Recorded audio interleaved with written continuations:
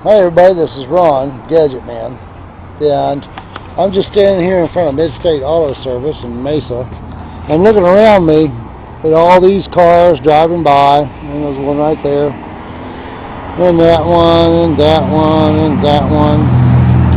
Now I'm looking down the main street. I don't know if you can see, let's zoom in there a little bit. See all the cars zipping up and down Main Street, all of them just pumping out gasoline.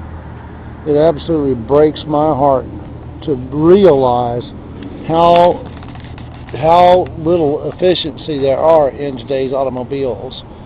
I remember back in the 70s when I worked at a gas station in Dallas during the first energy crisis, right when they quit giving us oil and the gas prices shot through the roof, and somebody made billions and billions of dollars off of that.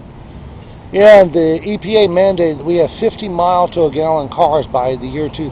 Well, now it's 2009, almost 2010, and that pickup truck right there is getting about 17, that Ford about, 12 maybe, that van maybe 15 miles to the gallon.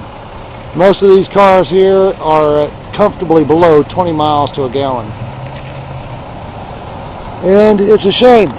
It is truly a shame. You buy a hybrid, you spend $30,000 on it, you expect to get the most efficient vehicle you can on the market. You get 27 miles to the gallon, and it's 1 mile a gallon over the EPA estimates. And a little thing, like a groove, just cutting a very small groove in a throttle body can give you double your gas mileage. Do you think Detroit doesn't know that? I doubt it. So, anyway, something to think about as our society changes is, what are we doing for our brothers and sisters of tomorrow when we insist on making an extra 0.25% on our stocks, and we don't care about how they go about getting it?